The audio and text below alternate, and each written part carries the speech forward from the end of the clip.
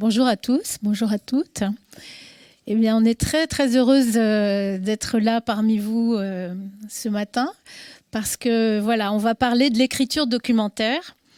Et c'était pas forcément une évidence pour tout le monde de parler d'écriture documentaire parce que le documentaire, comme les Américains l'appellent, la non-fiction cinéma, c'est un cinéma du réel.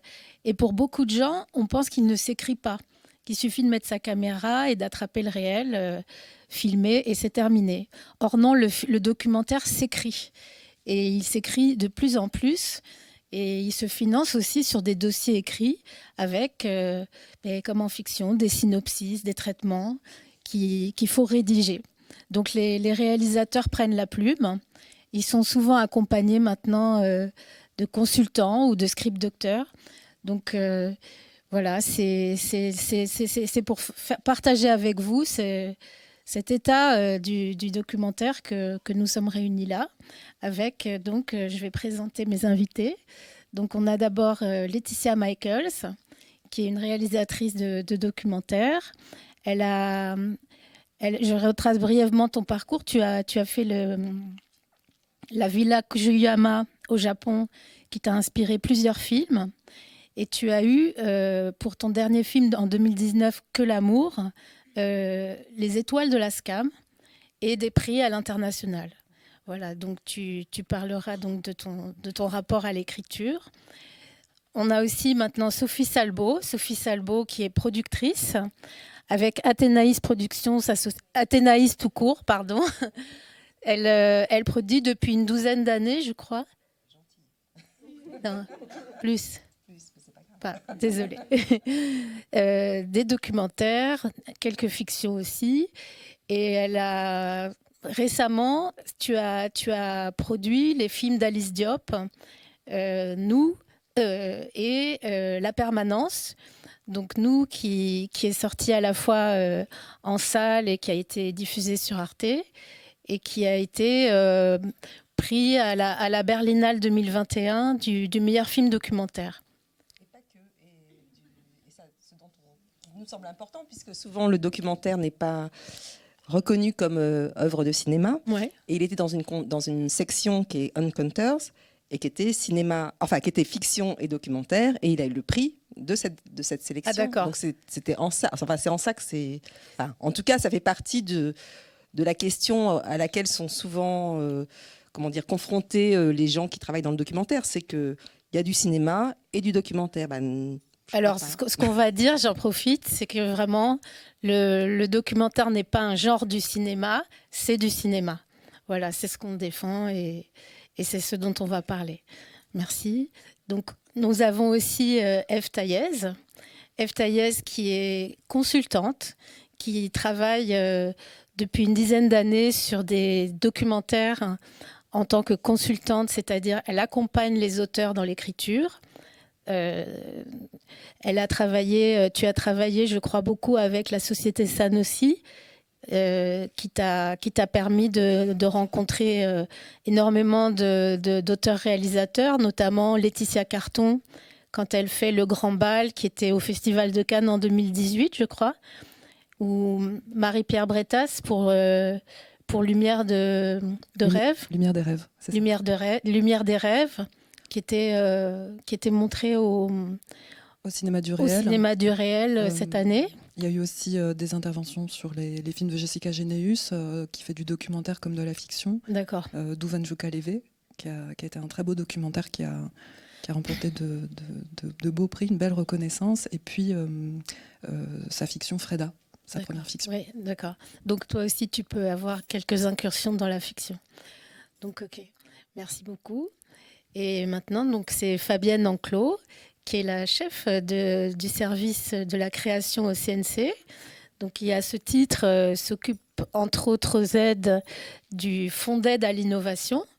Donc, en documentaire, c'est une aide extrêmement importante, qui est transversale.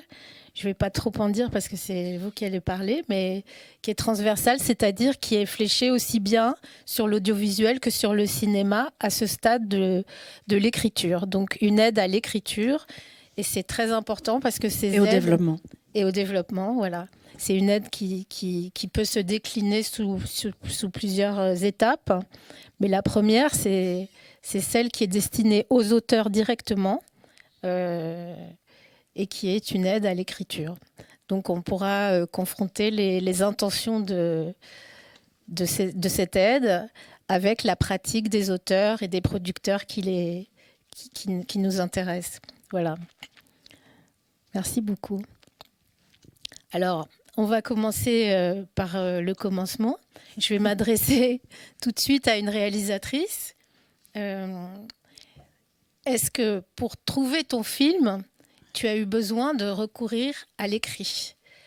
Est-ce que donc tu as scénarisé ou tu as été amené à écrire, mettons pour ton dernier documentaire, et est-ce que tu peux nous raconter comment ça s'est passé? Oui. Comme tu le disais, en effet, il est loin le temps où on imaginait que le documentaire pouvait se passer de l'écrit, et on a comme ça parfois peut-être une certaine partie du grand public à l'idée d'un documentariste un petit peu baroudeur qui part juste avec sa caméra sur l'épaule et surtout sans aucune idée préconçue de ce qui va tourner et puis qui filme tout à l'instinct. Alors aujourd'hui ça a beaucoup changé et il faut passer par l'écrit, en effet. Il faut passer par l'écrit non seulement pour convaincre des personnes qui vont vous donner des sous, mais aussi c'est aussi, je trouve, un très bon moyen, un très bon instrument de communication avec toute l'équipe, les techniciens, les monteurs, et puis une base de dialogue aussi précieuse avec le producteur. Et puis, je pense aussi, en tant qu'auteur, ça permet d'essayer de cerner au mieux une sorte d'embryon d'idée, une intention. Et en tant que documentariste, en effet, on se coltine au réel. Le réel, c'est souvent quelque chose d'assez chaotique. Sa définition, c'est l'idée de quelque chose d'inattendu, de surprenant, quand bien même on essaye de l'anticiper. Et le scénario, c'est, je trouve intéressant aussi de reconnaître la part d'imaginaire à cette étape, dans les prémices de la création documentaire, la part de l'imaginaire dans le documentaire, ce qui n'est pas forcément évident, on l'attribue plutôt en fait à la fiction. Et moi, je trouve que c'est un moment qui peut être assez agréable de revenir après des repérages un petit peu poussés et d'essayer de commencer à poser ces idées en ordre. Alors, bien sûr, c'est jamais évident, c'est du travail, il faut se recoltiner, mais je trouve que c'est aussi là où on va commencer à dessiner au mieux son film. Et en fait, je dis ça, mais j'ai l'impression d'avoir expérimenté toute une sorte d'éventail d'émotions vis-à-vis de l'écrit. Par exemple, un de mes premiers films, qui était un documentaire, un court-métrage documentaire que j'avais tourné sur des personnes qui étaient sourdes et aveugles. Pour moi, m'imposait d'évidence l'idée de ne pas pouvoir tourner en cinéma direct, dans l'improvisation dont je parlais tout à l'heure, mais au contraire, de faire en sorte que les personnes puissent participer. Tout ça parce que, en effet, elles n'ont pas la maîtrise de l'image qu'elles peuvent donner. Donc, il fallait, pour moi, que je réfléchisse à un dispositif particulier qui puisse s'adapter aux personnes que je voulais tourner. Donc, on a mis comme ça j'ai réfléchi à tout un dispositif où les personnes étaient actives, proposaient des conversations en langue des signes tactile, la langue des signes qu'ils utilisent. Et donc, il a fallu petit à petit poser tout ça par écrit et trouver en fait des cohérences dans des éléments de réalisation que je commençais à tirer par mes recherches que j'avais pu effectuer sur le terrain et les rencontres que j'avais pu faire, les dialogues que j'avais pu avoir avec les personnes sourdes aveugles des instituts de Poitiers. Et donc ça, c'était en fait quelque chose, même si on peut se dire, ça devait être un terrain pas facile. En fait, j'ai fait des rencontres absolument inoubliables. Et au contraire, c'était une phase d'écriture qui était très lumineuse. Et à l'inverse, à l'autre pan de tout cet éventail d'émotions, mais j'en ai fait d'autres entre-temps de documentaires, mais il y a une autre expérience d'écriture qui a été beaucoup plus difficile parce que il fallait sans cesse écrire et réécrire notamment pour différents guichets, pour le CNC, Images de la diversité, pour la région Nouvelle-Aquitaine, et à différents stades aussi de cuisson du film, on va dire, en aide à l'écriture, aide au développement, aide à la production. Et à chaque fois qu'on écrit et qu'on obtient une aide à l'écriture, une aide à la production, il faut à chaque fois faire un rendu. Donc ça veut dire encore de nouveau se coltiner un dossier. Donc il y a ça, le fait de devoir réécrire à la fois pour les guichets, mais aussi devoir réécrire parce qu'il y a cette forme de lenteur, en fait, de dépôt auprès des commissions, attendre la réponse, oui, est-ce que c'est validé, oui, on va pouvoir tourner, etc. Et entre-temps, la personne qui est la personne phare de ce documentaire, elle a continué sa vie. En fait, elle m'a pas attendu, alors que j'aurais bien aimé la cryogéniser, la pousser dans un frigo pour qu'elle ne bouge pas. En fait, elle a continué à travailler, à vivre, et malheureusement. Non, je rigole. Et donc, c'était un jeune homme qui s'appelle Abdel et qui avait rencontré les chansons de Brel et qui tombait fou amoureux des chansons de Brel. Et donc, lorsque j'ai commencé à le rencontrer, il essayait vraiment d'être intermittent, de chanter dans les kermesses, dans les comités d'entreprise, etc. Et puis moi, j'ai commencé à écrire.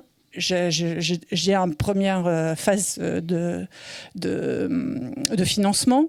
Et je reviens vers lui, il me dit « Ah non, mais j'ai arrêté. En fait, maintenant, c'est bon, j'ai ouvert un resto, ça n'a plus rien à voir, on arrête. » Qu'est-ce qu'on fait? Ok, donc il va falloir réécrire, parce que je ne veux pas lâcher l'affaire. Je me dis « C'est pas possible, il ne va pas complètement arrêter. » Donc, je fais réécrire l'histoire d'un jeune homme qui est dans un resto et tous les clients viennent lui dire « Il faudrait que tu reviennes à la chanson. » Et en plus, c'était vraiment ce qui se passait.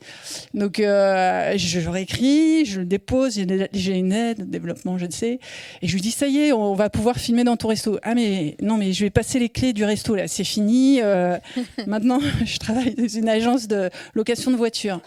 Ok, donc je vais quand même filmer un petit peu tes relations dans le resto et après, je vais réécrire.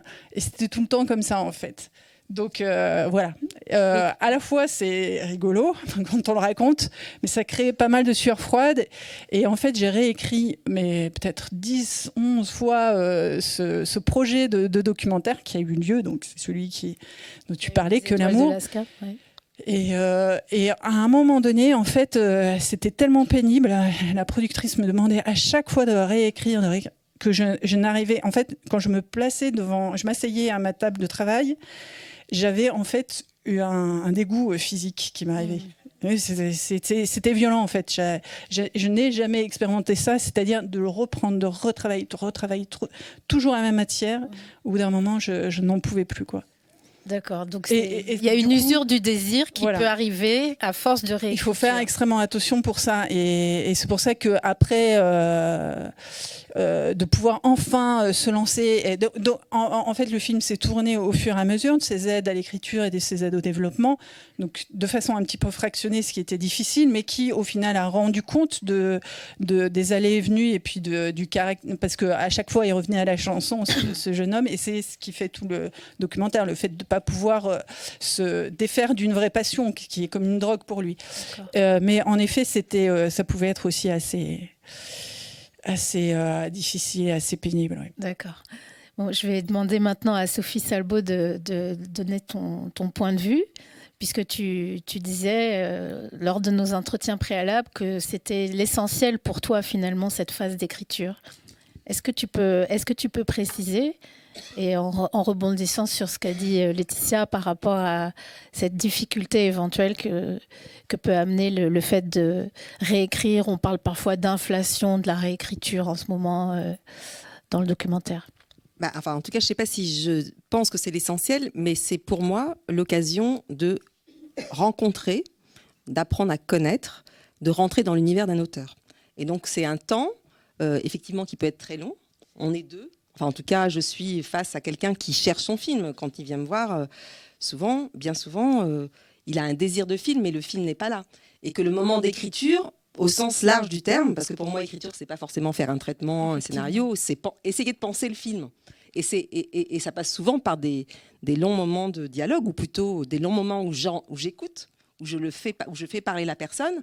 Et d'une certaine façon, en me parlant, eh bien, mon objectif, mon intention, c'est que ça l'aide à trouver, à formuler son film, et peu à peu. Donc l'écriture, le terme écriture pour moi, ça a un sens très très large, et ça inclut ces heures qu'on passe parfois au téléphone, à parler, voilà. Et puis une chose que je dis moi souvent, en tout cas j'essaie de dire, enfin que je dis et qu'on essaie d'atteindre, c'est que on n'écrit pas un dossier. Enfin, moi, j'accompagne pas l'écriture d'un dossier parce que je fais le pari, même s'il peut y avoir des exceptions, que l'écriture permet de penser le film. Et que donc, on n'écrit pas pour... Enfin, bien sûr que si, d'une certaine façon. On écrit aussi pour retrouver des financements. Mais que l'écriture peut aider. Je dis pas que ça marche avec tout le monde, mais que bien souvent, ça aide à réfléchir et à trouver son film. Le réel, il est ce qu'il est. On sait qu'il ne nous attend pas, effectivement. Mais pour pouvoir savoir le regarder il faut avoir un point de vue. Et que ce point de vue, il se mature dans la phase de développement et notamment d'écriture. Et que du coup, quand on se retrouve confronté au réel, et ben quand on a ces armes, d'une certaine façon, qu'on a pensé son film, et ben on fait le pari qu'on saura où se mettre et comment réagir au réel et comment trouver le point de vue pour l'appréhender. Et donc pour moi, l'écriture, c'est ça. Et quant à la forme, une chose que je dis aussi, enfin que j'essaie de dire, parce que souvent c'est l'angoisse, il faut faire un dossier, Bon, moi je déteste ce terme dossier, je trouve que c'est moche en plus, mais... Et qu'il n'y a pas... Et que moi, je considère que... Enfin, je crois, mais vraiment, qu'à chaque réalisateur et pour chaque projet, son écriture. Et que le but, en tout cas, moi, le but que je m'assigne, c'est d'aider, d'accompagner l'auteur pour qu'il trouve l'écriture qui convient. Parfois, il n'y a pas de traitement. D'accord. Et je dis, non, mais t'inquiète pas, c'est pas grave. Je sais que c'est pas grave. La question pour quelqu'un qui lit un projet dans une commission, c'est pas qu'il y ait un traitement, qu'il y ait le synopsis de temps de ligne, la note d'intention de temps de ligne, la note de réalisation de temps de ligne, mais c'est que on a l'impression qu'il y a la promesse d'un film et que peu importe, en tout cas, ça peut passer par différents biais et que parfois, souvent, il arrive que les traitements soient vraiment chiants comme la mort et qu'en plus, ils répètent ce qui a été dit dans les notes d'intention et réalisation et que finalement, c'est déceptif parce que c'est pas facile d'écrire un traitement et voilà. Et que parfois, je pense à ça parce que je pense à une réalisatrice avec laquelle je travaille en ce moment qui écrit en plus vachement bien et donc à chaque fois, quand elle écrivait un traitement, ça retombait quoi. Et à un moment donné, je lui ai dit écoute, on va pas écrire de traitement. Et ce qu'elle avait de fort, c'est que quand elle écrivait sur ses personnages, d'une certaine façon, elle écrivait l'origine de la rencontre, pourquoi elle les avait rencontrés, quel rapport elle avait avec eux, et de certaine façon, des amorces de séquences, de moments. Et je lui ai dit, on va faire, voilà, tu vas parler de ton film à partir des personnages. T'es sûr ? J'ai dit, écoute, on est sûr de rien, mais en tout cas... Pas obligé de passer par la forme académique. Voilà, et en tout cas, voilà le pari qu'on a fait. Et bon, le film est en montage en ce moment et on a, en tout cas, ça marchait. Je sais pas, ce terme est assez laid, mais en tout cas, on a eu des oreilles attentives à son projet dans cette forme-là. Donc voilà, moi, je m'évertue à dire, non mais bien sûr que les commissions sont obligées de dire, il faut qu'il y ait un synopsis, un ceci, un cela. Mais les gens sont pas bêtes quoi. C'est pas à ça qu'on juge un dossier. C'est est-ce qu'il y a la promesse, est-ce qu'on sent la promesse d'un film, est-ce qu'on sent un point de vue, un regard, tout ce qu'on veut quoi. Et voilà. Donc moi, en fait, d'une certaine façon, presque la première chose que je dis quand je travaille avec un réalisateur que je rencontre, c'est voilà, le but c'est d'être libre. Et pour ce projet-là, en fonction de ta personnalité, eh bien tu vas écrire ce qui te convient, ce qui t'aide à avancer et ce qui t'aide pas, et ce qui t'aide à avancer dans ton projet de film. Voilà. Alors, bien sûr, parfois il y a des écueils, ça marche pas et tout ça, mais en tout cas, c'est essayer de se détendre ou détendre le réalisateur avec lequel je travaille sur la contrainte que constitue le dossier, la contrainte apparente que constitue le dossier, et que c'est pour soi aussi qu'on écrit, pour penser le film. qu'on écrit, qu'on parle, qu'on parfois on filme, qu'on repère. Enfin, tout ça, c'est un processus qui permet, je crois, d'arriver au film qu'on cherche et parfois qu'on découvre au fur et à mesure qu'on cherche et qu'on croit connaître dès le départ, en amont, mais finalement qui se dévoile bien plus large et plus ample que ce qu'on imaginait, qui va ailleurs, qui se déplace. Et voilà, c'est ça. L'écriture, c'est aussi ça. C'est tout ce chemin-là c'est un chemin de création. Et au même titre que la réalisation au sens strict du terme, mais ça fait partie du chemin de création, je crois. Parfois, d'ailleurs, ça s'entremêle avec le moment de réalisation au sens strict du terme. Mais l'écriture, pour moi, c'est pas tant donner à écrire un dossier pour trouver des sous que un des moments du chemin de création. D'accord. Merci. Ève Taillez, Sophie vient de nous parler de l'importance du dialogue entre un producteur et un réalisateur, une productrice et une réalisatrice. Est-ce que, en tant que consultante, tu as ton regard sur cette étape d'écriture? Et puis j'amène déjà l'idée qui était un peu le titre de la table ronde, c'est-à-dire un documentaire doit-il s'écrire pour tourner? C'est évidemment l'idée qu'on a quand on écrit un dossier, quand on commence à penser le film, ou est-ce qu'on tourne pour écrire? C'est-à-dire que le dossier, en fait, l'écriture se fait dans un va-et-vient avec le réel, les repérages, les notes, des images éventuellement qui ont été prises et qui serviront au tournage. Est-ce que tu peux nous faire part de ton point de vue de consultante qui intègre ce moment de l'écriture et à quel moment tu l'intègres et en quoi effectivement tu peux contribuer à aider un réalisateur à effectivement trouver son film ou faire son chemin de création, comme le dit Sophie? Alors, je suis tout à fait... Enfin, je rejoins entièrement les interlocutrices précédentes. C'est vrai que l'écriture, c'est un mot très vaste. Et c'est évident qu'un film ne s'écrit pas qu'avec des mots et ne s'écrit pas qu'à l'écrit.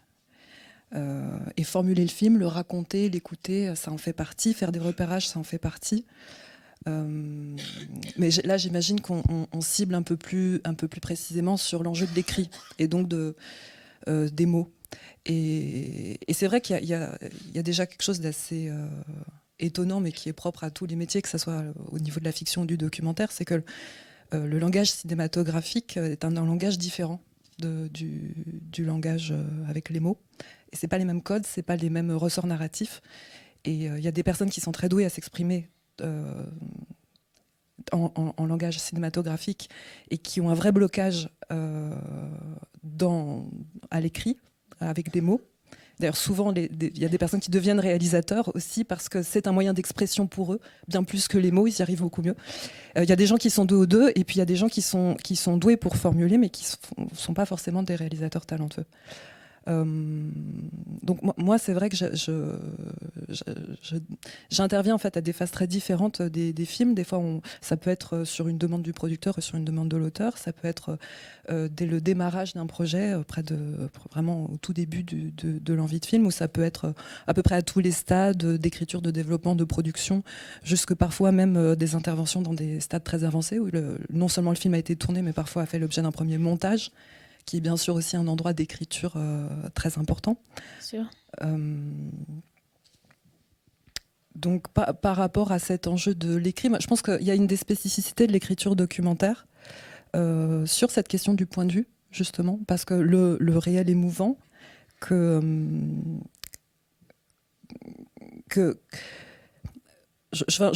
trouve que voilà, cette notion de point de vue, elle est absolument centrale. Parce que finalement, quand on écrit un documentaire, et que, peut-être Fabienne pourra en parler beaucoup mieux que moi après, mais moi j'ai l'impression que la qualité d'un projet documentaire, c'est au moins autant son sujet, son contenu, que le regard qui est porté, le rapport au réel en fait, qui est proposé par l'auteur. Et donc peut-être une des différences que je pourrais proposer déjà entre un scénario et puis un scénario de documentaire, c'est que peut-être un scénario peut être, est destiné finalement à un moment à avoir une vie autonome, et finalement pouvoir circuler entre toutes les mains, et que finalement juste l'œuvre en elle-même peut être lue et s'exprimer par elle-même, et c'est souhaitable. Dans un scénario documentaire, finalement, il y a déjà le terme, il y aurait beaucoup à en dire, mais disons que dans un dossier de projet, la question du point de vue, de la note d'intention, du regard de l'auteur par rapport au réel est tout à fait essentielle, parce que justement, le réel étant mouvant, on mise au moins autant sur la capacité du réalisateur à percevoir, attraper quelque chose du réel, et donc à savoir se rétablir et à rebondir au fur et à mesure que le réel évolue, que sur un contenu qui serait fixe et figé et qui serait élaboré, parce que ça, finalement, ça peut échapper. Et ça peut échapper très vite, et ça peut échapper beaucoup et souvent, et à travers plein de zigzags. Je ne sais pas si j'ai répondu à ta question, il y aurait beaucoup à dire. Si, ouais. C'est une première réponse. Ce que je propose maintenant, c'est que donner la parole à Fabienne Enclos, parce que finalement, vous êtes immergée dans une pratique, et il y a la question du financement. Le financement de l'écriture, il se fait finalement par des aides, les aides du CNC, les aides régionales, et ces aides-là qui sont adressées soit directement aux auteurs, soit aux producteurs. En tout cas, ce qui serait intéressant, c'est de confronter un petit peu vos pratiques d'écriture avec ce qui est offert par le CNC, par exemple, avec le Fonds d'aide à l'innovation.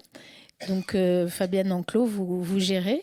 Est-ce que vous pouvez nous rappeler un petit peu l'esprit dans lequel est née cette aide et comment elle se développe, comment elle évolue éventuellement pour prendre en compte la réalité mouvante du documentaire, avec ce réel qui échappe, avec le fait qu'on tourne beaucoup, parfois tout en écrivant.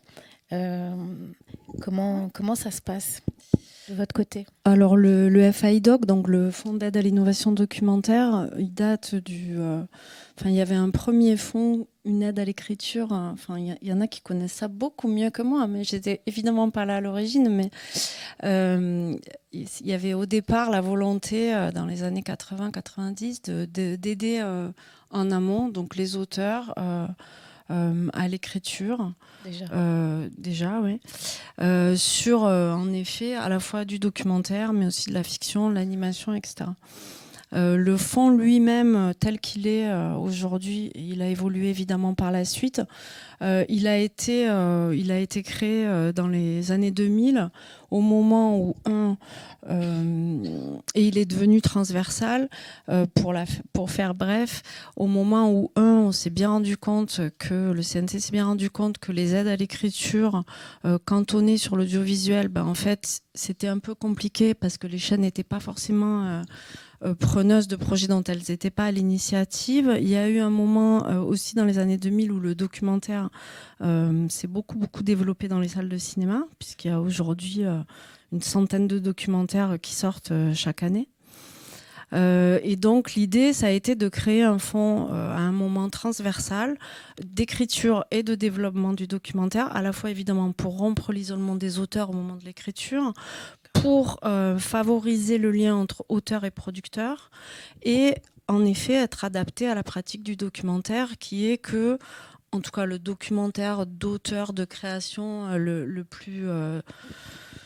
plus risqué, parce qu'ambitieux en termes de renouvellement des formes, etc., de s'adapter à cette pratique-là, qui est que pendant un moment, mais enfin ça c'est les producteurs qui nous le répètent à longueur de temps, la destination des films, audiovisuels ou salles, cinéma, se fait en cours de développement, de production. Donc le fonds tel qu'il est aujourd'hui, c'est une aide donc à l'écriture pour les auteurs, qui est versée directement aux auteurs, où les auteurs peuvent venir, qu'ils aient un producteur ou pas. C'est une aide qui ensuite, une fois que les auteurs ont eu l'aide à l'écriture, il y a une aide au développement quasi automatique, sauf abandon du projet. Et donc c'est une aide qui fait vraiment levier pour trouver un producteur, puisque 95% des projets aidés à l'écriture reviennent au développement avec un producteur, obtiennent l'aide au développement. Et en 2008... 8, non, ouais, a été lancé à la demande du secteur professionnel un deuxième volet à l'aide au développement qui s'appelle l'aide au développement renforcée, qui justement permet de faire un premier tournage et donc de prendre en compte en effet les spécificités de l'écriture documentaire et du développement documentaire, qui sont qu'on écrit, on va repérer, parfois on filme les repérages évidemment, on revient, on regarde ce qui marche pas avec les personnages, avec son dispositif, on continue d'écrire, on retourne tourner, etc. Donc l'idée du développement renforcé, c'est de financer un premier tournage qui va permettre d'arriver à des images qui vont pouvoir convaincre un diffuseur ou un distributeur. Donc un premier teaser, parfois une maquette, voilà, qui va permettre de convaincre diffuseurs et distributeurs. Ça, c'est venu évidemment avec les années et le constat que les diffuseurs s'engageaient de moins en moins en amont sur scénario, dossier. Et idem pour les distributeurs. Donc ce sont des commissions où il y a aussi des diffuseurs et des distributeurs afin de permettre que les films trouvent une voie de diffusion, de distribution ensuite.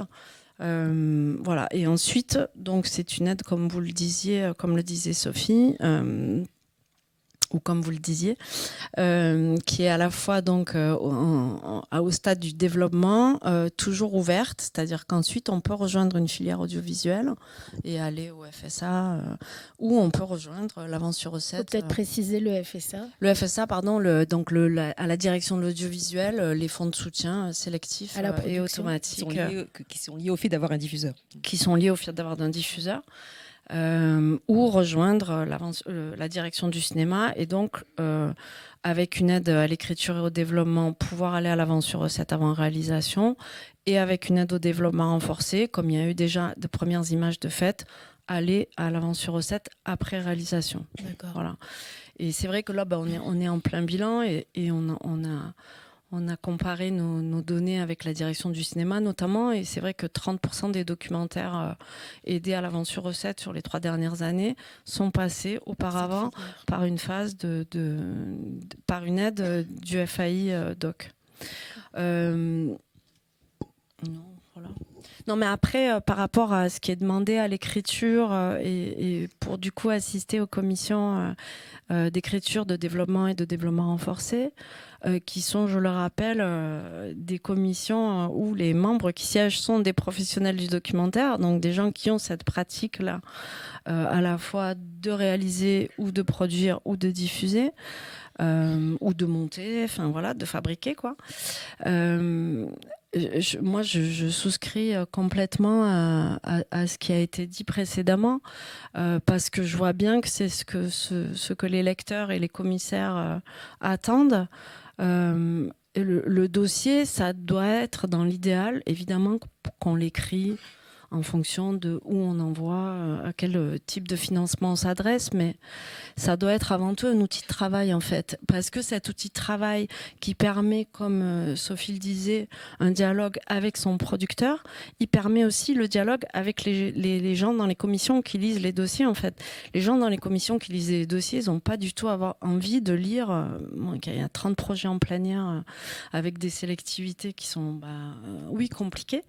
Ce qui va faire vraiment la différence, c'est un dossier où ils vont sentir, non pas où ils vont voir le film fini, parce que sinon, quel intérêt du réel, quoi. Mais vraiment, en effet, de quel point de vue, quel est le point de vue de l'auteur, qu'est-ce qu'il cherche. C'est vraiment mettre en partage l'état de sa recherche, les questions que l'auteur se pose. En effet, des pistes de qu'est-ce que je vais aller chercher en filmant tel ou tel personnage. Et c'est vraiment cette mise en partage-là qui est et oui, la nécessité, la sincérité. Moi, je suis pas là depuis très longtemps, mais en arrivant, Maëlys de Kerangal, qui était présidente du FAI il y a 2 ans et demi, c'était très très clair sur les consignes et sur les objectifs du fonds, et c'est celle du CNC aussi, c'est-à-dire le dossier de documentaire n'est pas un objet littéraire.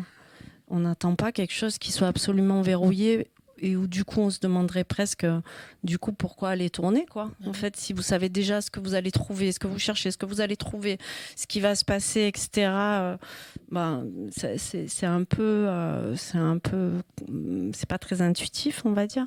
Et c'est pas un dossier copieux et littéraire qui va l'emporter. C'est un dossier où on sent en effet où les commissaires peuvent comprendre quelles questions sont en jeu là pour celui qui fait le film en fait tout simplement.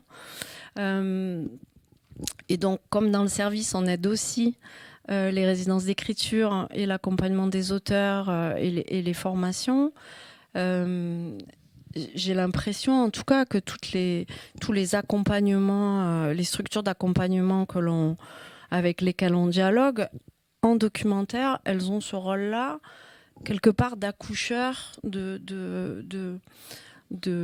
où est ton film, qu'est-ce que tu cherches, et ce travail-là d'accompagnement des auteurs qui n'est pas pour obtenir un traitement ou quelque chose d'hyper scénarisé, mais vraiment de qu'est-ce qu'on est en train de chercher. On avait l'autre jour, par exemple, Marie-Pierre Bretas avec lequel et Ève a travaillé et qui pour le coup écrit de très très beaux dossiers. Elle n'est pas du tout dans quelque chose qui va être scénarisé, etc. C'est juste un outil. Elle le décrit vraiment comme un outil de travail. Et en effet, comme vous le disiez, on avait l'autre jour, on organise à la Cinémathèque du documentaire comme ça des moments avec les auteurs où on met en partage comment se fabrique un film documentaire. Et il y avait une auteure qui revenait c'est un peu ce que décrivait Laetitia, qui revenait d'un voyage là où là vraiment on l'avait aidée à l'écriture. Et là elle arrive, elle me dit mais alors plus rien à voir avec le schmilblick là. Elle était mais dévastée quoi. Elle arrivait, tout ce sur quoi elle avait parié, ça s'était effondré. Et en fait, elle me dit, à ce moment-là, finalement, heureusement qu'il y avait l'écrit. Parce qu'en fait, ça m'a permis quelque part de garder un cap. C'était tellement compliqué, l'appréhension du réel pendant ce voyage, où je voyais que toutes les hypothèses que j'avais formulées étaient en train de s'effondrer, qu'en fait, d'avoir eu le dossier écrit, je me suis dit, attends, c'est ça que je cherche. Ça lui permettait chaque soir, en rentrant de sa journée de repérage un peu compliquée, d'avoir cette base-là, cet outil un peu structurant. Et un dossier, ça doit être cette mise en partage-là. D'accord. Juste pour info, ça représente à peu près combien de... C'est un fonds qui est très sélectif, très pris d'assaut, parce qu'il y a un vrai engouement pour l'écriture documentaire. Et en même temps, il y a quand même assez peu d'élus, il y a assez peu de gens au fonds d'aide à l'innovation renforcée. Est-ce que vous pouvez rappeler un peu les chiffres Bien sûr, à l'écriture, il y a à peu près 700 dossiers par an. On en est de 48-50, donc oui, c'est au développement du coup c'est à peu près 48-45 aussi puisque les films se font, enfin en tout cas entrent en développement, et au développement renforcé c'est 130-140 dossiers par an, et là c'est 15 films, entre 15 et 18 films aidés. Je pense qu'aux aides à l'écriture du cinéma, si je ne me trompe pas, c'est 3-4 films par collège par an seulement. Sur le documentaire, c'est une proportion assez faible. Alors le documentaire est très bien aidé au cinéma en proportion, c'est-à-dire qu'il est mieux aidé que la fiction. Mais évidemment, il y a moins de dépôts, il y a beaucoup moins de dépôts, mais les documentaires sont plutôt bien aidés ensuite par le fait d'être parmi les auteurs de fiction, c'est ça? Je ne sais pas pourquoi, mais en tout cas, par rapport au nombre de dépôts, ils ont un ratio entre les déposants et les aidés qui est plutôt positif, ouais. Et à l'avance, ça représente à peu près combien? Je vous parle je parle de l'avance là. Oui, ouais. D'accord, merci. Donc, je pense que Ève avait certainement envie de réagir, ou Sophie, sur ce qui vient d'être dit juste avant, c'est-à-dire l'idée d'un réel qui échappe et de celui qui écrit comme garant d'un désir de film, d'une dramaturgie aussi qui a été posée en amont. Est-ce que vous avez des exemples de situations où comme ça, l'écriture vous a permis de rattraper, entre guillemets, le réel, un réel qui échappe? Alors, ça peut être vous trois ou dans le dialogue. Peut-être je peux commencer par un exemple. Et on parlait de Marie-Pierre, Bretta. Voilà, cas typique, parce que la consultation, alors il y en a d'autres qui appellent ça le script doctoring, d'autres des scénaristes documentaires. Enfin, c'est un métier où l'appellation est flottante, et on aura peut-être l'occasion d'en reparler, mais bon, bref. Ce qui fait que comme c'est moins connu en documentaire, et donc les intervenants à l'écriture souvent arrivent en fait quand le film est dans un état problématique. C'est-à-dire, ça serait beaucoup plus simple si on nous faisait intervenir dès le départ, parce que ça, je pense vraiment que ça, c'est très simple aussi. Enfin, il y a une triangulation qui est vraiment vertueuse, autoréalisateur, intervenant à l'écriture et producteur. Mais en fait, c'est assez rare qu'on pense à nous dès le début. Et en général, on nous appelle quand c'est la crise, où il y a un état de blocage ou d'impasse. Donc il y a à peu près tous les cas de figure. Un cas en documentaire qui est pas rare, parce que justement ça bouge tout le temps. La première fois que j'ai rencontré Marie-Pierre, donc elle avait un projet de documentaire, de portrait documentaire sur un homme, où elle avait fait donc c'était le neurobiologiste Michel Jouvet, c'est celui qui a découvert le principe du sommeil paradoxal.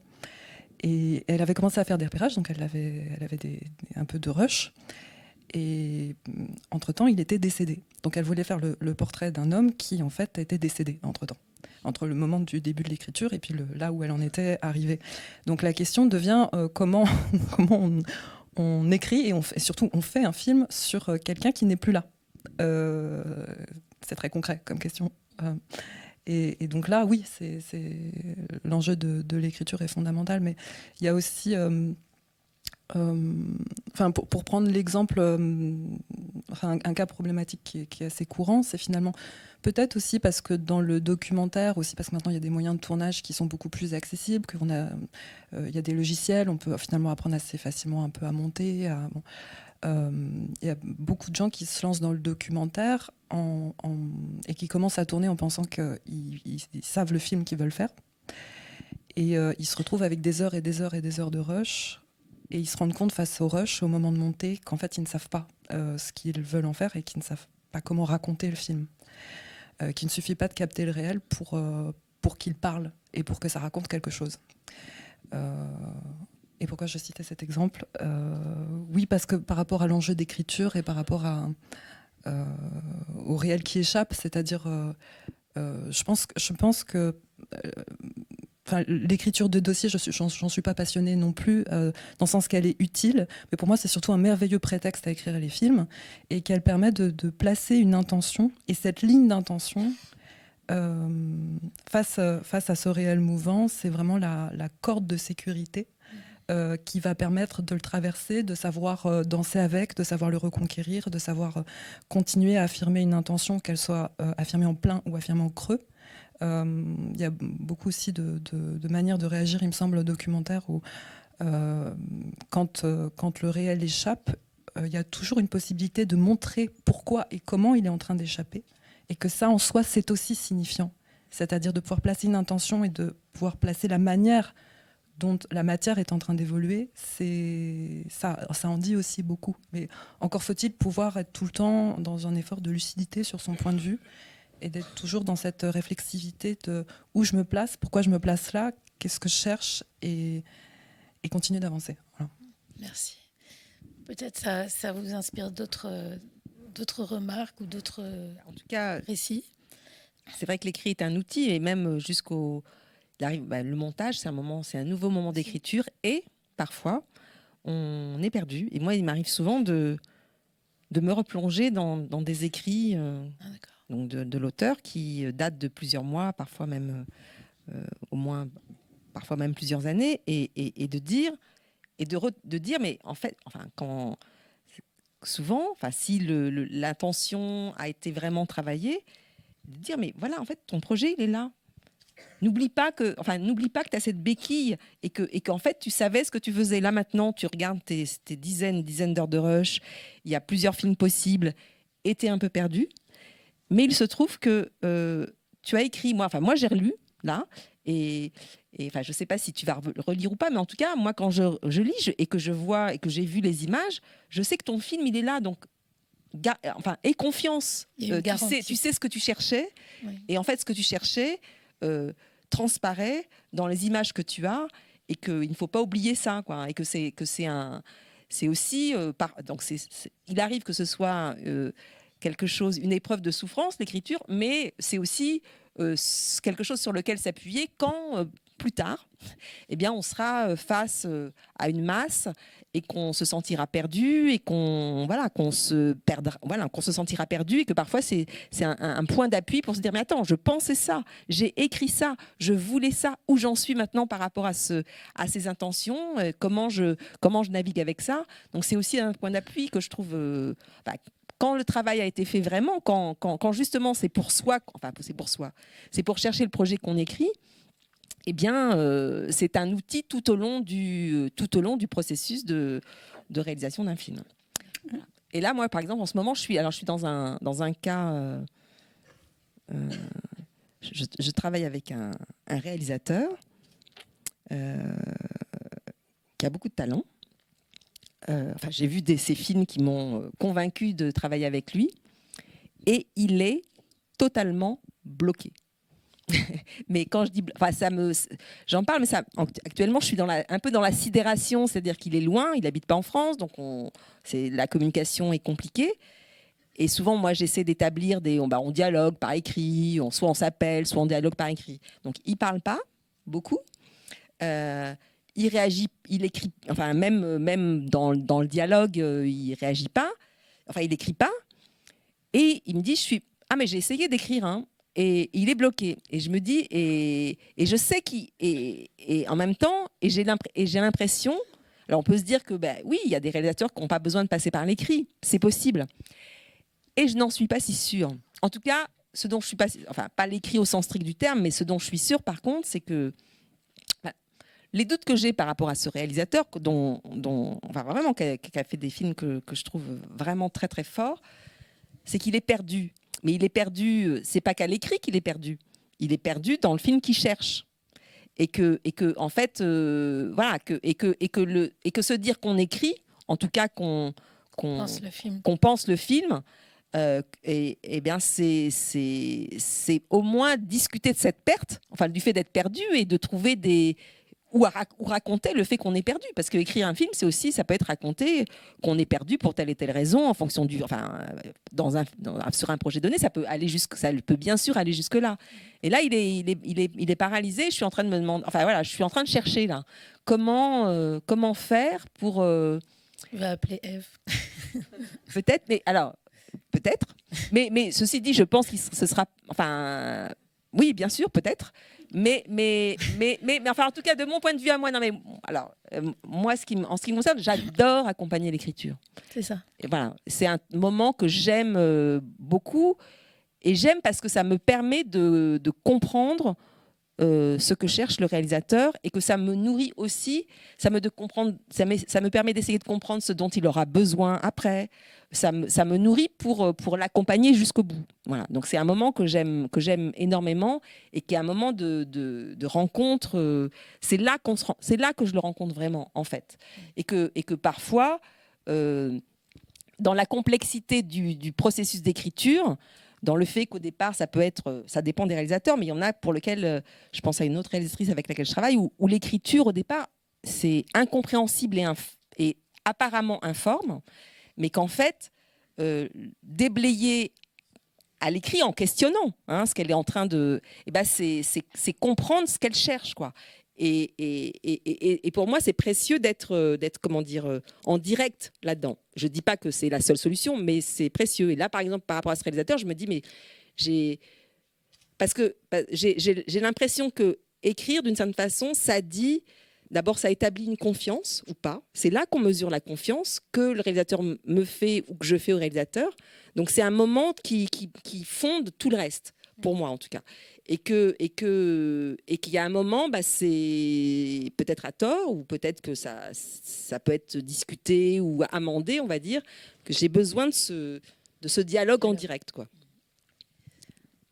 Laetitia, Moi, je vais être un petit peu provocatrice, mais je dis parfois, il faut déchirer son dossier documentaire. Il faut le jeter aux orties, surtout si on est réalisateur de documentaire. C'est peut-être la différence avec la fiction.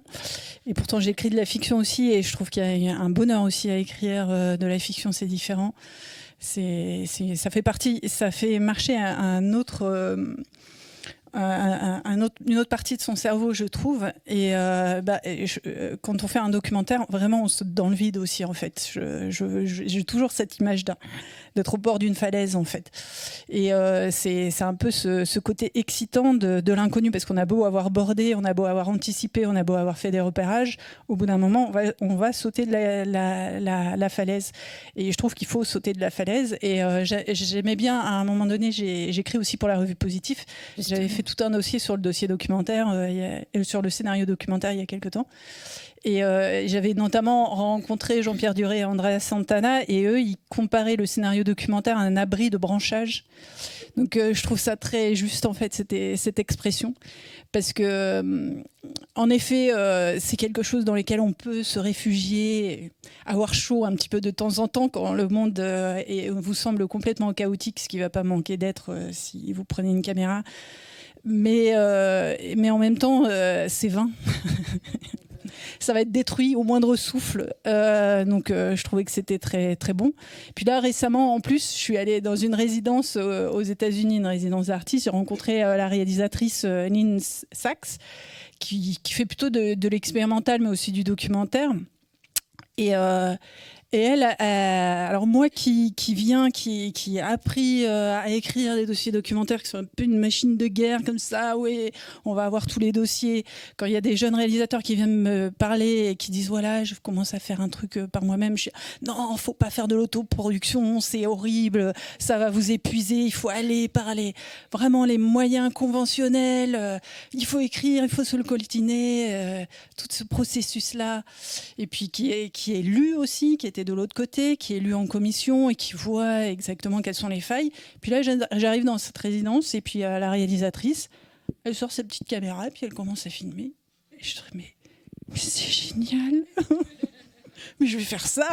La prochaine fois, je vais faire ça. Je vais pas écrire, non. Je vais pas écrire et je vais complètement improviser. Et je vais pas pouvoir tenir très longtemps, hein, parce qu'on a quand même besoin de sous et on a besoin de sous pour faire notamment la post-production. Mais c'est aussi une liberté qu'on a dans le documentaire. Et ça aussi, alors ça va à l'encontre de tout ce que j'ai vécu jusqu'à présent, mais j'ai envie de me coltiner aussi cette liberté de ne pas écrire. Merci. J'ai envie de rebondir parce que je vous laisse l'applaudir.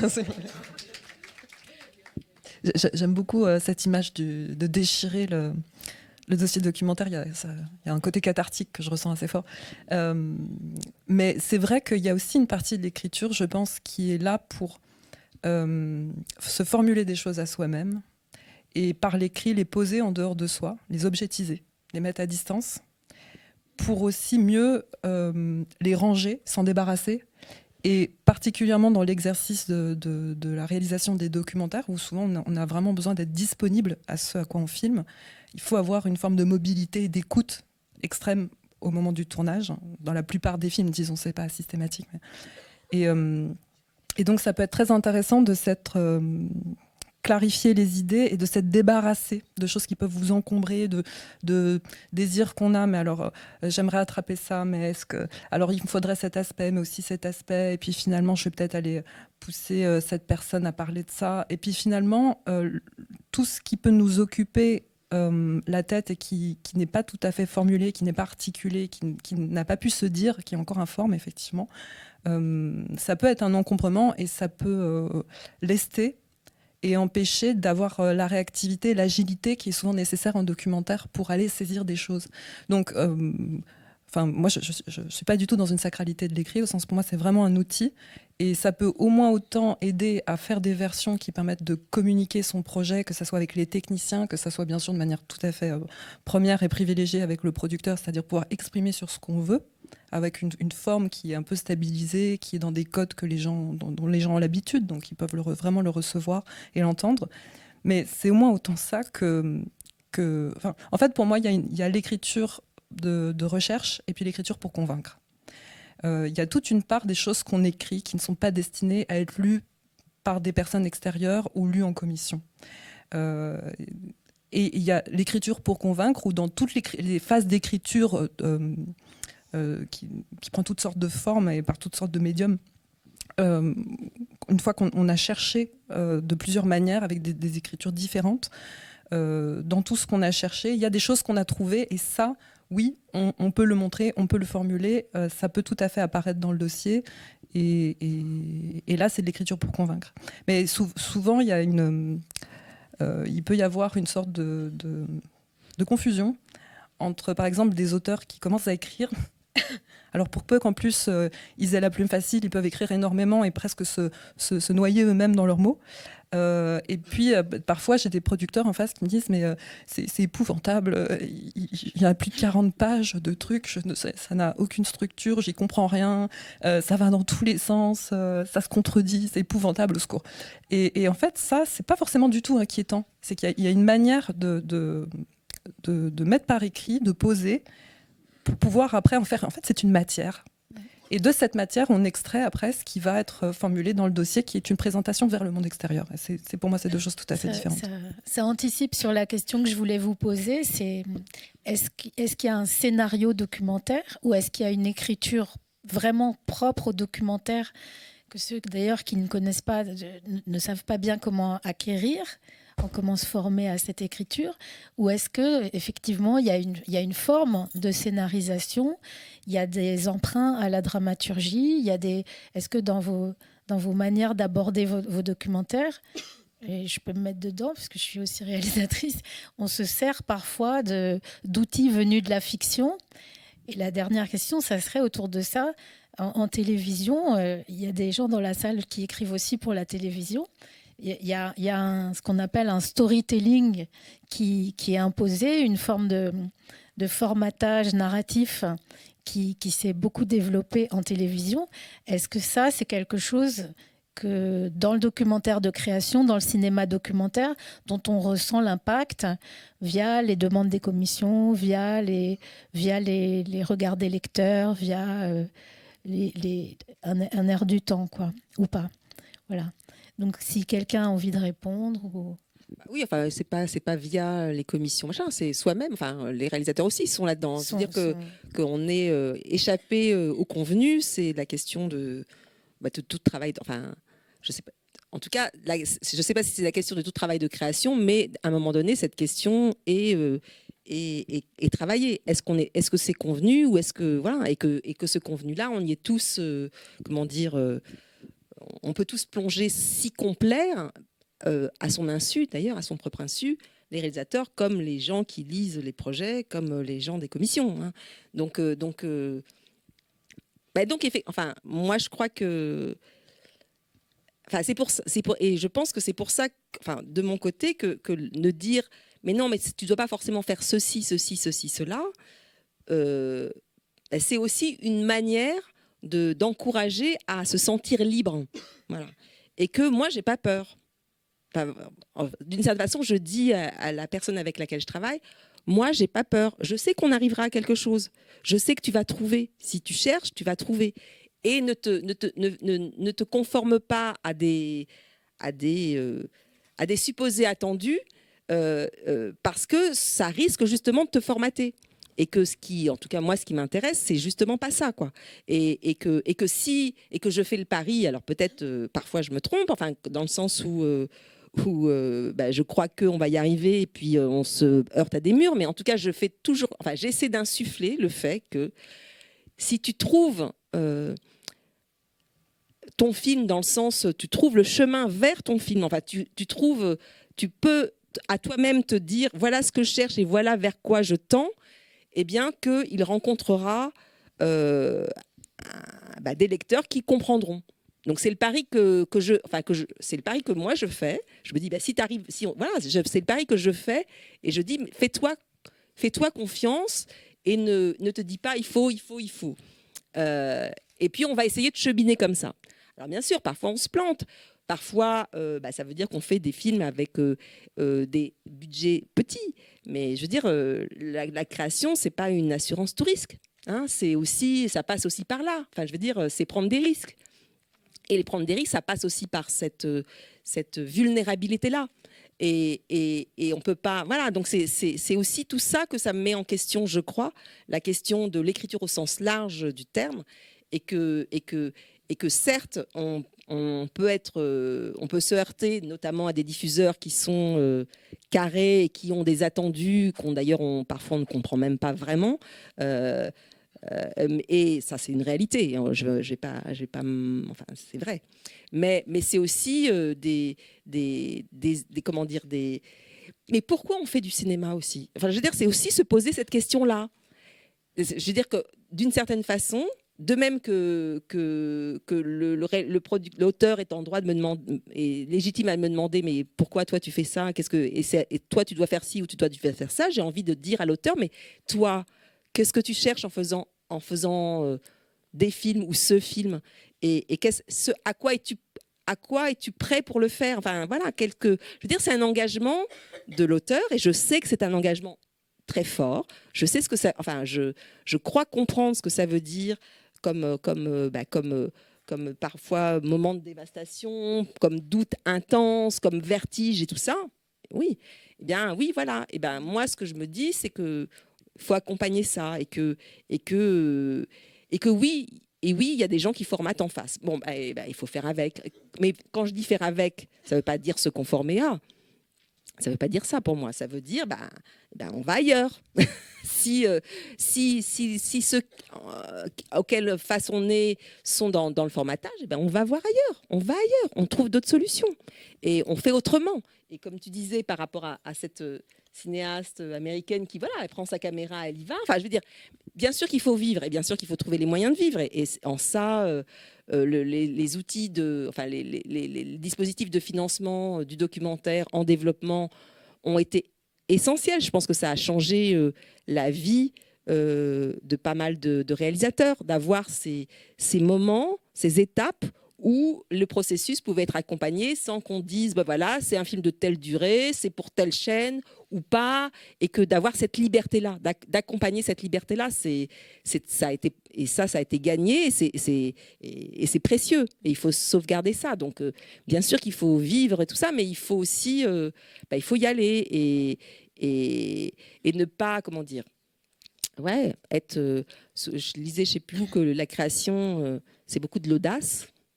C'est d'à chaque fois cultiver cette audace-là, et que moi je considère que je suis là pour l'accompagner, pour faire qu'elle soit pour donner de la force, voilà, pour donner de la force.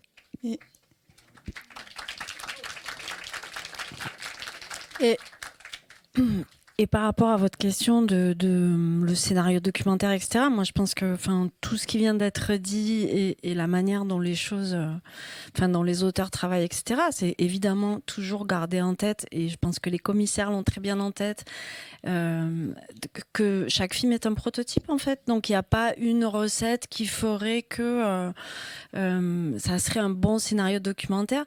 Il y a plein d'exemples de dossiers différents. Au FAI, à l'écriture, par exemple, il y a 40% de dépôts, c'est des émergents, c'est-à-dire c'est des premiers films, puisqu'on est sur tous les formats, comme dans tous les fonds du service de la créa. On est à la fois sur des formes courtes, des longs métrages, des 52, voilà. On est sur tous les formats. Et donc il y a aussi beaucoup d'émergents qui arrivent, qui ont un rapport à l'image qui est évidemment très différent, parce qu'ils ont tous un téléphone portable, ils sont nés avec, donc c'est des gens qui filment en permanence, on le voit aussi au court-métrage, etc. Donc le rapport à l'image, il est et pourtant ils vont inventer une écriture de dossier, alors qu'on a réduit pour le coup à 15 pages à l'écriture, pour justement éviter d'avoir à lire des mini-romans, ou c'était pas l'idée, puis aussi pour se caler avec l'ASCAM, avec Brouillon d'un rêve, et que les gens n'aient pas à écrire 18 dossiers différents en fonction de l'endroit où ils déposent. Mais on voit bien que même la jeune génération là, à 19 ans, elle va écrire sur les deepfakes. je pense que ce qu'il faut retenir, c'est que l'écriture, c'est pas que de l'écrit, quoi. C'est vraiment dans les aides à l'écriture au documentaire, on peut mettre des images. Et donc, j'ai le souvenir d'un auteur qui a été aidé là de 19 ans, qui faisait un projet sur les deepfakes et voilà, qui a fait des simulations des deepfakes qu'il allait faire, qui questionnait réellement le rapport à qu'est-ce que c'est qu'aujourd'hui. Le rapport au réel quand on filme des gens qui militent qu'on n'a pas le droit de filmer dans les ZAD, etc. et qu'on veut pas flouter et qui parle l'utilisation du deepfake, interroger réellement le rapport filmeur-filmé, etc. à sa façon, de gars de 19 ans. Et le projet est passé. Et pourtant, c'était pas du tout un projet scénarisé.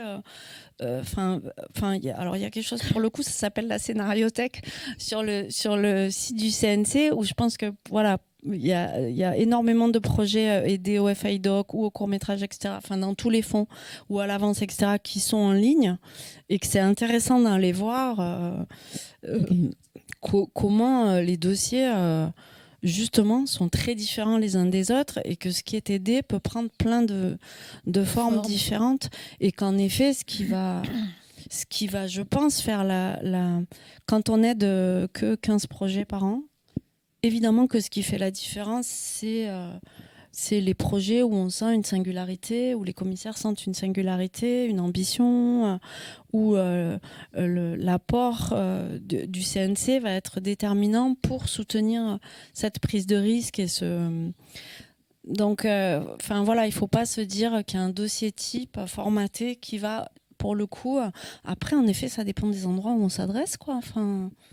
On regarde la ligne, c'est comme quand vous adressez un producteur, en fait, vous regardez sa ligne éditoriale, qu'est-ce qu'il a envie d'accompagner ou pas.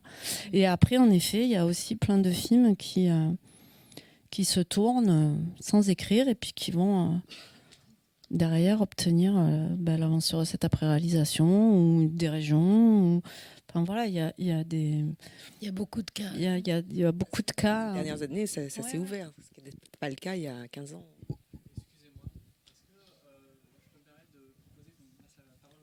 Oui, tout à fait. Oui, c'est vrai. Tout à fait.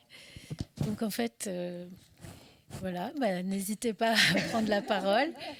Anne.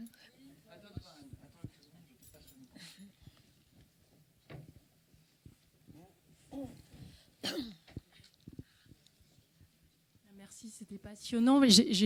J'avais plusieurs questions qui me sont passées par la tête, mais une en particulier que vous avez évoquée juste à la fin, Fabienne, à propos, parce que moi j'ai fait du documentaire dans les années 90, je me suis arrêtée, donc je suis maintenant dans la fiction, et je suis plongée dans l'écriture, et le rapport au réel me manque énormément, et 20 ans après, voulant revenir dans le documentaire, on a tellement changé d'époque, c'est extrêmement perturbant, et notamment, moi ce qui me perturbe le plus, c'est le téléphone portable.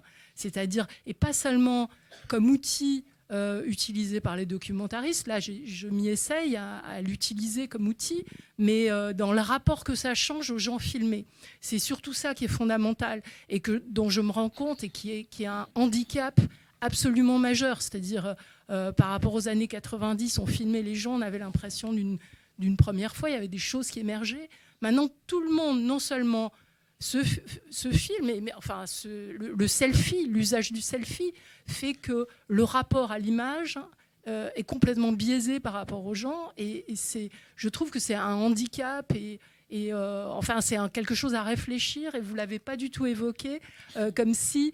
En fait, j'ai eu l'impression d'assister à une table ronde, c'était hyper intéressant, mais qui aurait pu se tenir il y a 20 ans, alors que je pense que les choses sont complètement différentes aujourd'hui à cause du rapport des gens à l'image qui a changé, et qui s'est tellement généralisé et banalisé. Donc comment vous abordez cette question de la banalisation du filmage, et du refus aussi des gens d'être filmés, parce que ça existe, donc dans plein de cas. Voilà. Merci.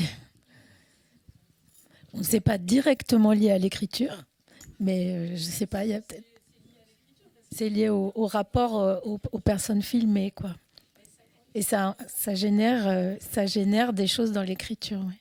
Je sais pas si si l'une de vous a peut-être qu'en effet, moi, je suis pas très bien placée, puisque Le fonds, pour le coup, le FAIDOC, et il aide peu de films, mais c'est des films où, en général, et c'est pour ça qu'on les accompagne, qui ont des temps de développement extrêmement longs et complexes, et qui passent souvent par un tel temps avec les gens qu'on filme, avec les gens filmés, soit... Enfin, là, on a aidé un projet, ça a été 7 ans, quoi, d'écriture, de développement, de présence. Le film qui a eu l'œil d'or à Cannes, de Payal Kapadia, qui a été aidé au FAI, c'est 5 ans de travail avec des étudiants indiens, etc., pour la réalisatrice. Donc du coup, c'est vrai que, je ne sais pas si je suis claire, mais c'est vrai que c'est pas du tout le même rapport au réel qu'un film où, en effet, on va plus être parfois dans les commandes audiovisuelles où on a beaucoup moins de temps pour travailler et où, du coup, le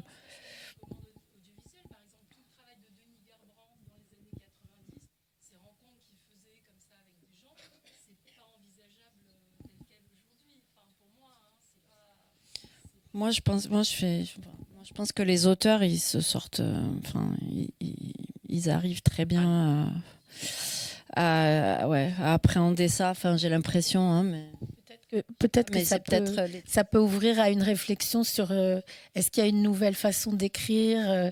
Peut-être que les gens qui nous ont amenés vers le documentaire, les Jean Rouch, les Frédéric Wiseman, est-ce que même ils écrivaient des dossiers aujourd'hui, financer, c'est aujourd'hui, oui. Faire. Non, c'est pas pour faire.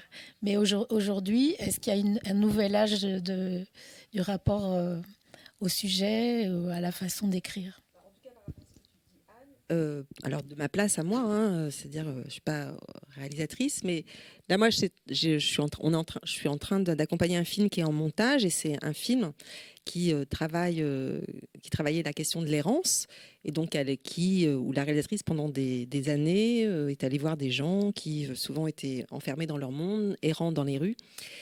Et en tout cas, en réfléchissant à ce que tu dis, enfin pour essayer de rebondir à ce que tu dis, ce qui était une ligne qui est là dans les rushs. Je ne sais pas si elle sera là au final, mais en tout cas, il y a la question du rapport à l'image, et ça ouvre un espace de dialogue. C'est-à-dire que d'une certaine façon, peut-être parce qu'effectivement le rapport à l'image a changé, eh bien, j'ai l'impression, en tout cas c'est là, que ça dialogue de ça aussi dans le film, entre la réalisatrice en l'occurrence et les personnes qu'elle filme. Alors parfois pour refuser, mais souvent pour accepter, et d'une certaine façon, ça dit pourquoi. Enfin, et que c'est presque plus, enfin, comment dire, d'une certaine façon, j'ai l'impression que parfois ils peuvent se servir aussi du film, enfin, parce que ce rapport à l'image est moins exceptionnel que les années précédentes, voilà, que donc il y a une familiarité avec la question de l'image, que l'image, on se dit, c'est pour témoigner d'eux aussi, enfin de façon pas forcément caricaturale ou de façon triviale, mais en tout cas que ça permet de dialoguer. Je sais pas si, mais en tout cas je crois, enfin les projets que j'accompagne, j'ai l'impression que effectivement les réalisateurs réussissent mais effectivement c'est souvent dans la durée, dans le temps, justement à sortir des attendus, même dans le rapport à l'autre, et de faire comprendre que le réalisateur est ailleurs que dans l'utilisation, on va dire, je ne sais pas si c'est trivial ou familière de l'image, que c'est une autre question qui se travaille, qui peut se travailler aussi avec les mêmes outils, et voilà, mais que, enfin, je crois que c'est encore possible, mais ça demande certainement du temps, et ça demande peut-être d'autres approches, mais j'ai l'impression. Est-ce qu'il y a une dernière question? Excusez-nous de ne pas pouvoir.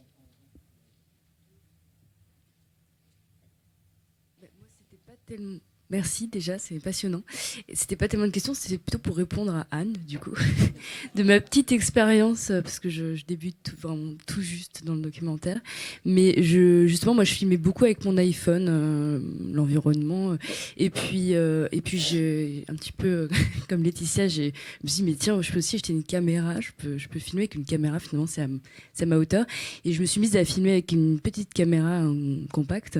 Et en fait, juste le fait que ce soit une caméra, moi j'ai l'impression que mes sujets ont réagi d'un coup. Ils se sont dit, ah, elle fait un film en fait. Et du coup, ils ont eu hyper peur et de ça. Voilà, mais c'était juste pour rebondir. Enfin, moi j'ai la sensation que déjà, juste un iPhone ou une caméra, ça change tout, quoi. Voilà. Dernière question. Pardon. Je me permets de passer parce que vous avez passé la parole. Voilà, je voulais juste intervenir pour vous dire que moi, je suis co-autrice de documentaires. On existe. Voilà. Et je vais faire très rapidement. Mais je suis consultante aussi. Je fais bien la différence entre les deux. Voilà. Il y a énormément de points communs, en fait, entre notre travail en documentaire et en fiction. J'en parle avec qui veut. On est plusieurs co-auteurs de documentaires au SCA. C'est la première fois, grâce au SCA, que je pouvais rencontrer des co-auteurs de documentaires. On pouvait parler ensemble de ça. Et voilà, moi je trouve ça absolument passionnant. Ça nourrit mon écriture de fiction aussi. Et c'est extrêmement puissant aussi pour les co-auteurs de travailler en documentaire parce qu'on a un rapport justement aussi au réel avec les réalisateurs qui fait que ça nous nourrit beaucoup également. Et puis comme en fiction, avec le réalisateur et la réalisatrice, on cherche un film, on cherche un point de vue ensemble et on est plus fort ensemble. Voilà. Alors, merci beaucoup. C'est bien Léa Pernoulet. Voilà. Merci. Et j'en profite pour dire que, et peut-être ça vous concerne, du coup, ça serait une belle rencontre. En fait, on est plusieurs à faire ce métier et à avoir créé une association professionnelle qui s'appelle EDOC, écriture documentaire au pluriel. Et à EDOC, on a en fait tout un tas de profils de membres, mais qui vont en gros des consultants au co-autorat. Et on parle de la spécificité de ce travail dans l'écriture documentaire. Donc je pense que là, il y a un lien à faire qui pourrait être passionnant. Ok, merci. Et on va passer, là, il y a... Là, une dernière question. Une dernière question.